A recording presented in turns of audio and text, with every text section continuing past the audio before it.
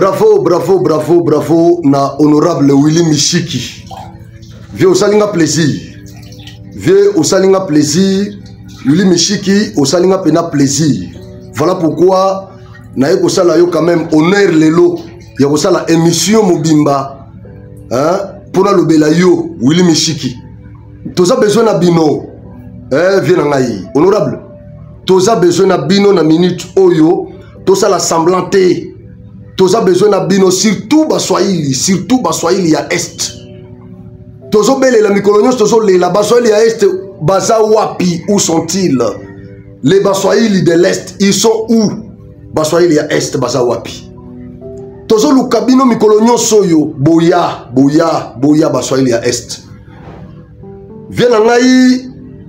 Merci beaucoup. Willy Mishiki, merci à trop kulutu. Merci.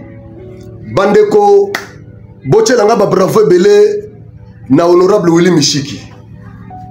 Bokoma bravo honorable Willy Mishiki. Bravo honorable Willy Mishiki. Bravo honorable Willy Mishiki. Bravo. Bola ikelenga émission yo. Bo partager ngo il faut koma esika e koma na téléphone ya honorable Willy Mishiki. Bandeko Willy Mishiki a sali pe ba révélation ya grave. Jean-Pierre Bemba Oyo, Jean-Pierre Bemba Gombo. Jean-Pierre Bemba Gombo. Willy Mishiki a sali ba révélation moko terrible na vidéo moko na ochela bino awa. Willy Mishiki a corroboré nyonso oyo vient na biso Jean-Pierre Bemba alobaki et Willy Mishiki a bakisi makambo mususu belé. Bandeko affaire ya 60 millions. Willy Mishiki a lobi ki za 66 millions. Willy Mishiki a témoin oculaire. Yandenge mbongo wane longaka na Congo ekendaka na Rwanda. Willy Mishiki a témoin. Affaire ya nationalité ya Joseph Kabila. Willy Mishiki a bakisi biloko mususu bandeko. Bravo Kulutu. Avie, bravo. Willy Mishiki a bakisi ba révélation mususu na o Jean-Pierre Bemba salaki. Bandeko mususu bazo kanisa ke likambo ya nationalité ya Kabila eza likambo ya muke na mboko oyo. Détrompez-vous, likambo ya nationalité ya Kabila eza likambo ya mukete. Vous pouvez imaginer que tozo mutu moko na mboko oyo infiltré. Moi, Joseph Kabila, président de la République démocratique du Congo, je jure fidélité à la nation. Dans son premier discours, fruit d'une longue préparation collective, le jeune président parlera d'ouverture, d'élection, de dialogue, comme son père Kabila plus tôt. Mais il parlera d'abord de la paix.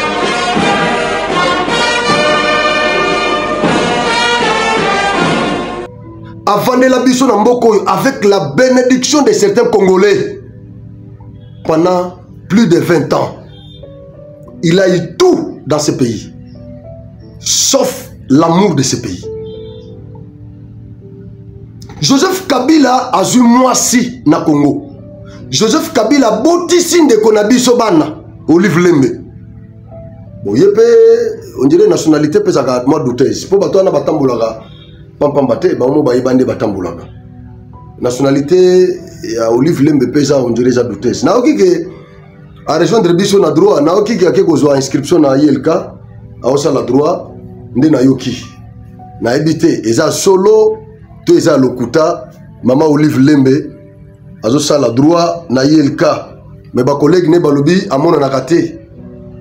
Banda zo inscription mama Olive Lembe amona na kate na ILK.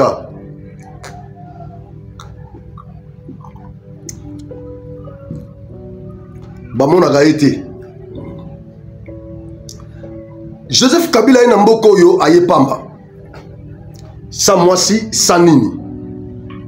Lelo yo Kabila akomi na bakigakati, akomi na mapango, akomi na mituka, akomi na bavion. Kabila akomi milliardaire na Congo.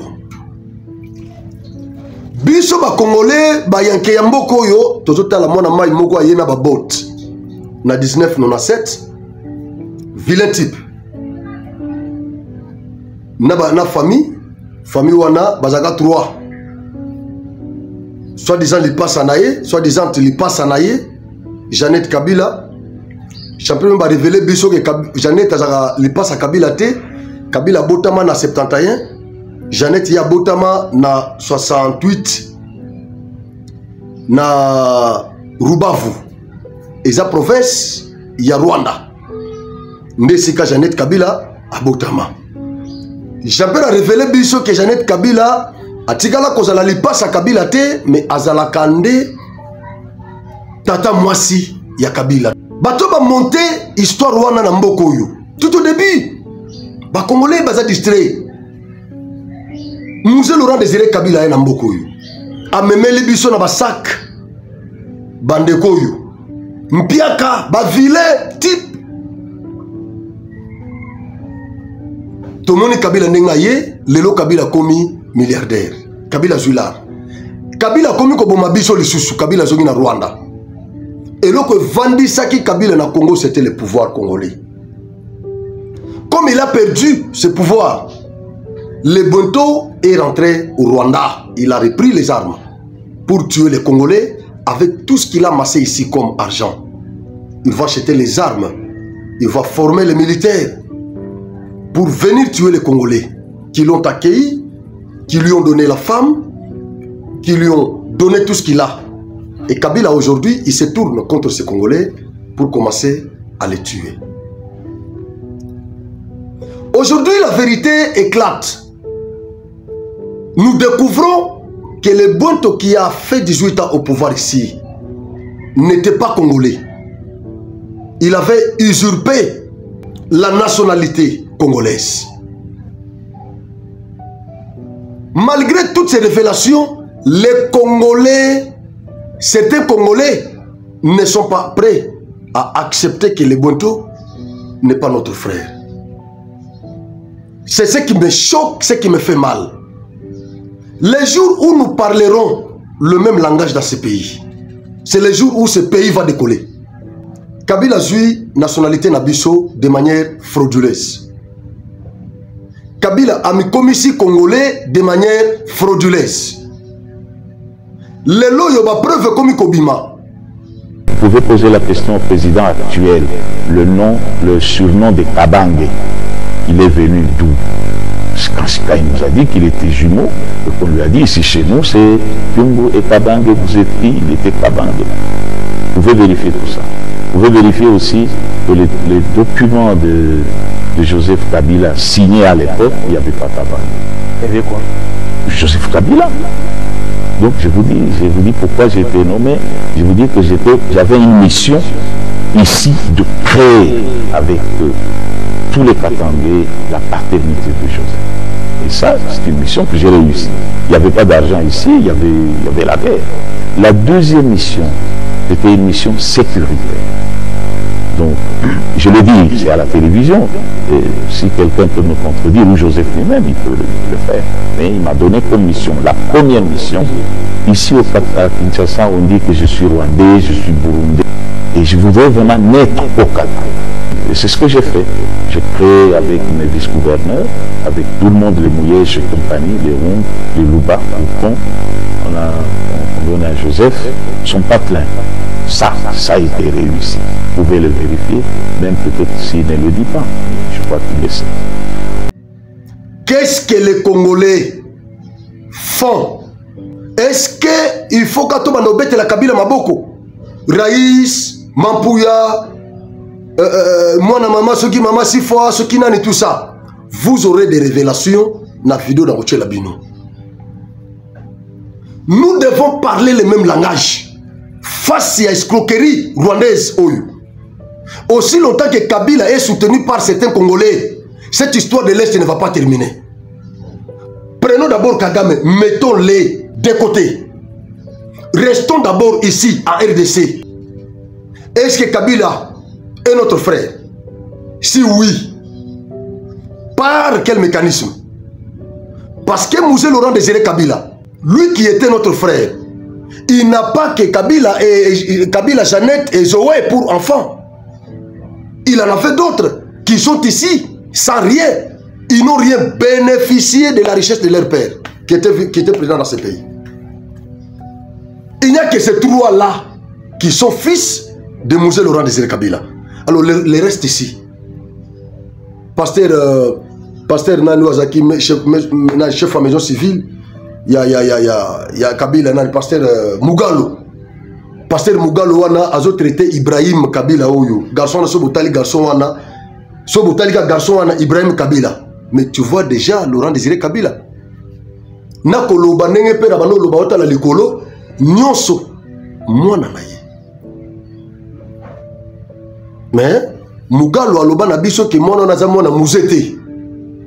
Donc Etienne aza mwana muzete, et nani Ibrahim aza mwana muzete, Aimé Mouzé baboma ye pas Joseph Kabila.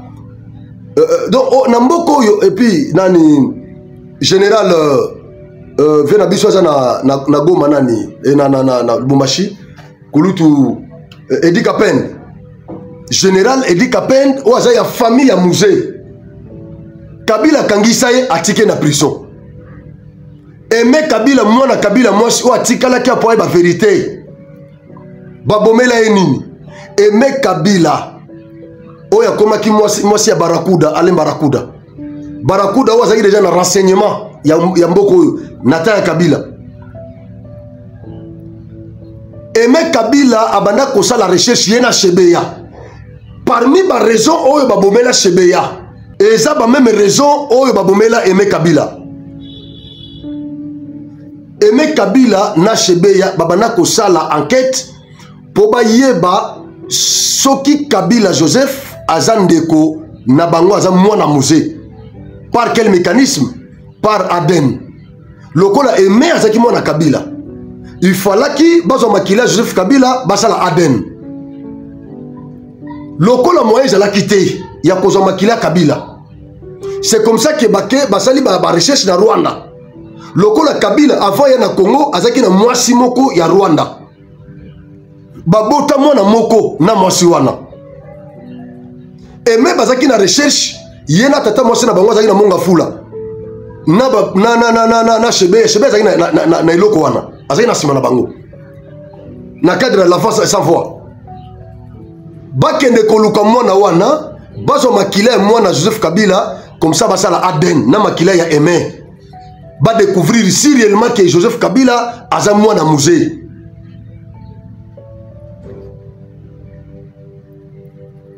Aimé bakenda koluka mwana wana côté ya est. Mwana wana ba memaye na Congo awa pona nini? Po ya kolanda mama na ye oya tindaki leki na yaki awa po ya kutana Kabila beau frère na ye oya komaki président de la République. Batindi leki kende okutana ye banda tikanga na mwana tilelo akiparate akekuna akebala olive lembe. Lokola leki ne wana bayibana kina Kabila ta Kabila zai kadogo na Rwanda. Bayibana ki très bien. Leki wana ayena Congo tango komi awa babaraye na boyo kotanga bakombo parce que mususu pe baza tozana bango na ngambo na biso na boyo ko tenir image na bango c'est le passé. Babaraye garçon wana akufa batambusa pa balimusi garçon na po babanda ko bunda de sorte que ba trace etika la te ozo lakisa ke Kabila aza rwandais. Kabila azaki na il avait une femme rwandaise abotana e mwana pour ba tracer à la te. On a éliminé les garçons. Famille ya garçon wana kuna na Rwanda babandi ko sala makelele likolo ya mwasi ya Kabila o azayi kuna. Mais yo tindale kina yo kuna ndeko na biso banda kenda azonga kate abenga kate to ba ka suite na itendeni. Et yo mo pe olandela ka dosso na te. Babandi ko sala pression na Rwanda. C'est comme ça que la dame va prendre la décision ya koya na Congo ayana mwana Joseph Kabila atika na est. Na ba famille na bango ya est. Ya nakini wana akutana Mugalo basolo la tout ça batuso akutana ina bango batina ye pa Aimé babino soko lingo kutana Kabila Mugalo akosala le scénario kende e pa Aimé ndeko Kabila ya sana facilité pour kenda ke pa na ye en tant que ndeko na ye akomema yo kuna facilement.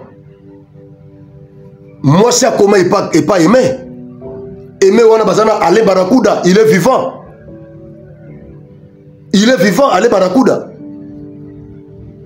Moi si ateka plan et pas Aimé a carte tout na yeki na mwana na tiki mwana place tel bapesi kutu na numéro ya famille oyo batikalaki na mwana na est ema lobino mono naza mwana na biso il faut tozwa nazwa numéro comme ça na ba famille wana lor na kolande dossier na problème ezate na komema yo et pas ya Joseph Kabila ba se fixer rendez-vous mwana mwasi azongika kozonga wana mwana mwasi wana tilelo histoire ekenda bongo balimwisa ye na kati ya masolo wana batanga pasteur Mugalo pasteur balimwisa mwana wana tilelo mwana bato wana kenda na leki na ye na ye moko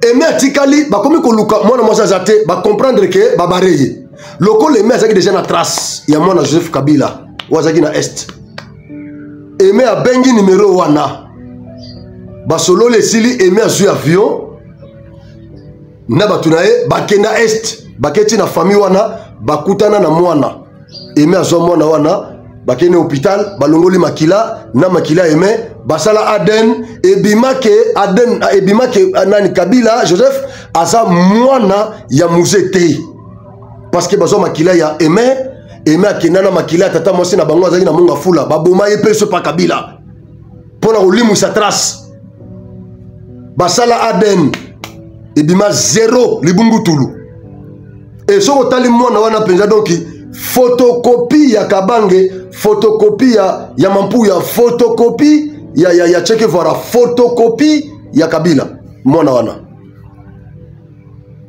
mena makila zéro ya Kabila musée ata litanga ya musée na kati na bango zate Aimé azuba preuve nyonso wana aye nango inde tie pa chebe ya ewo chebe ya zaki déjà na circuit alakisi chebe ya ba preuve yango oyo omoni ke Kabila za ndeko na biso te to bana koloba na bino ke aza tipo aza ndeko na biso te omoni yango sikoyo yango azo panza apanzi famille nyonso musée preuve yango oyo service à renseignement Kabila batimbeli que Aimé akendaki est basali déjà Aden azana ba élément et que chebe ya pe azana ba dossier wana c'est comme ça que ba poursuivre bango baleka Aimé mbeka ba kolandela chebe ya lokwa zaki na ba copie ye muto tikala kena histoire wana baleka ye pembeka Alain Barakuda lokwa zaki mobali ya Aimé ye pe balandela ye tout la musi ya zaza Alain Barakuda zonga poto tilelo. Donc Joseph Fatikala kozala ndeko na biso te. Ba preuve ezali. Atikala kozala ndeko na biso te. Mais je ne comprends pas pourquoi ba Congolais musuzu bazotele melikamwa cohésion cohésion. Vous pensez que na kati ya cohésion Kabila goya même ceux qui ekozala initiative na ye biso to côté le melango na cohésion ye tozane besoin te ezate ono ya cohésion to ramasser na ba Rwandais o ba nyokoli biso na mboko ba kosi biso na mboko yo basali complot moko mabe contre la République. Le monsieur était ici pour l'intérêt du Rwanda pendant toutes ces années. 66 millions de dollars et Kendakana Rwanda chaque mois. Budget Nabiso, réserve d'échange. Kabila Longo Nambokoyo pendant 18 ans. Atikeli Biso, réserve d'échange, il y a 1 milliard de dollars, ce qui n'a quelque chose comme ça, Nicolo. Pendant 18 ans, réserve d'échange 1 milliard. Tshisekedi prend le pouvoir. 2 ans, 3 ans après, 2 ans après, tu commune à 4 milliards et quelque chose. Et le lot, on a évité ce qui réserve, on a biso commune à combien? Kabila tikeli biso budget à 4 milliards Namboko. Félix a eu pouvoir. Bozo ka budget na biso comme 16 milliards, ils ont matezo kende. Mais toujours condamné, toujours combattre ce qu'on est détournement de toujours combattre. Ne toujours combattre. Ni de détournement. Il y a 57 millions, il y a biloko ya banane, 100 jours recueillis, koto recueillis, 17 banines. Ni tete ça. De tout ça na mbongo. Et belé na mboko. Mais quand même, Félix a fourni un grand effort. Il y a qu'au booster budget na biso. Et Nathan Kabila, 66 millions. Imaginez, prenez 66 millions fois 18. Et vous savez combien bino vous avez calculette, vous avez tango. Beaucoup de résultat, 66 millions fois 18. Non, fois 18 vous doutez. Parce que 18 wana, ils ont année. Mais chaque année, ils ont 12 mois. Aux 12 mois fois 18, ça fait combien? C'est quoi aujourd'hui 66 millions fois nombre, il y a mois, il y a 15, il y a 18 ans, il y a Kabila. Bon, vous avez calculé. Il faut calculer. Mbongo nyoso wana ekina na Rwanda. C'est quoi yo? Vient à Bissona ni Willy Mishiki n'a révélé c'est quoi lobby? Babana kotina mbongo no bana ko prélever on a ministère na yé, il y a énergie. Bazo tina on a Rwanda sous prétexte que bazo futa nyongo ya Rwanda ya préfinancement na yé na courant ya Ruzizi. Soka investisseur na makambo ya courant Ruzizi ne a préfinancer projet wana. Ya mwana siko bakata kana ministère ya énergie 66 millions chaque mois pour bâtir na Rwanda. Mais ministre ancien ministre énergie azoloba toluka ba trace ya préfinancement wana to mona ngotembo wana pe na Congo etikala ko yate préfinancement wana etikala ko yate. Mais biso to futa ka mbongo wana. Mbongo wana ezala kande ya effort de guerre na ebisa bino awa. Kagame yemoko aloba yango na Turquie et pas Erdogan. Aibisa président Erdogan batuna e question eloko nini wela kana Tshisekedi.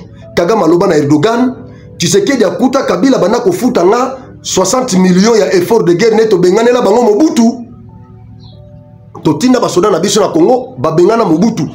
Na effort wana Kabila bana ko futa nga 66 millions adore ba fantasme mususu. Félix a eu pouvoir akati mbongo wana. Akati yango atangele babiloko musu mais 60 millions nande et ça là qui passe toloba likambo na place oyo j'après même ko lobango Willy Mishiki a confirmé yango nako balancer les bino vidéo Willy Mishiki nde na aussi sanango émission oyo bokota la motina suka Willy Mishiki abimisi pe ba révélation grave Willy Mishiki alobi tozaki na bango na est tango bautaki Rwanda biso to ba kaza commandant to bano benga ye commandant nani Hippolyte asaki Kabila te et to yeba kitango basaki kuna tozaki na bango na est ba kaza rwandais to tikala koyeba te kaza congolais mais à notre grande surprise tango to na Kisasa nde to yeba komo benga ye Kabila suka nango akomi président ba vérité et komi kobima c'est le moment pour nous to kangama liboko na liboko to telema to poursuivre Joseph Kabila. Kabila iba biso identité d'ambo, Kabila iba biso nationalité. Il n'est pas congolais. Ingeta bolanda vidéo ya Willy Mishiki. Bon continuer ko liker, bon continuer ko partager lien, bon continuer ko commenter, bon koma bravo na honorable Willy Mishiki. Bravo na honorable Willy Mishiki, bravo na Jean-Pierre Bemba, bravo na Ngamorope Wazalendo numérique dans un langage très clair. Kitoko. Ceux qui connaissent son travail était de pouvoir livrer les carburants. Il était lui comme représentant de l'armée rwandaise et un autre Congolais qui est déjà décédé malheureusement pour gérer les carburants à la logistique, à la société. Et moi je savais à l'époque qu'il était rwandais, parce qu'il était tout le temps avec James Kabaré. C'est après que j'apprendrai que c'était le fils de Kabila, même pas un fils adoptif, un fils biologique. Mais comme vous savez, les Congolais n'aiment pas la vérité, alors que le peuple congolais a besoin de savoir les origines des dirigeants qui nous dirigent. Aujourd'hui, c'est la première fois qu'on a un chef de l'État. Évidemment, il y a Félix Tshisekedi, il y a Katakoum Joseph, qui on connaissait au moins les parents, on connaît les écoles où ils ont fréquenté, on connaît les terrains de foot où ils ont joué, on connaît leurs amis. Mais qui connaît aujourd'hui les collègues qui ont étudié avec Joseph Kabila? Qui connaît l'école où Kabila a étudié avant de venir au Congo? Vous savez que ce sont des questions, même Mobutu aussi, je ne dis pas pour Mobutu, j'ai été aussi ministre de Mobutu. J'ai eu la chance, moi, d'être ministre de Mobutu. J'ai été aussi ministre de Kabila. Et je vous dis que chaque mois, il est payé 66 millions de dollars. Il était payé. J'étais ministre de l'énergie. Et à l'époque, on les payait dans le budget de mon ministère, couvrant notre contribution à la Sinelac. La Sinelac, en fait, c'était l'entreprise commune entre nous, d'électricité, entre la RDC, les Rwandais et les l'argent était payé au Rwanda, comme les Rwandais disaient qu'elle donnait de l'électricité des Ruzizi, elle avait préfinancé. Mais ce préfinancement-là n'est jamais fini. Et jusqu'à l'arrivée de Félix Tshisekedi, 66 millions de dollars étaient payés. Je suis ancien ministre de l'énergie, je vous dis que ça sortait de mon ministère. Et lorsque Félix Tshisekedi a arrêté ces paiements-là indus, ça a posé un problème. Je pense que c'est un secret professionnel. Ceux qui ont été à la tête de ce ministère-là pourraient témoigner. Et moi, j'avais posé la question, on m'a dit que non, c'est la contribution.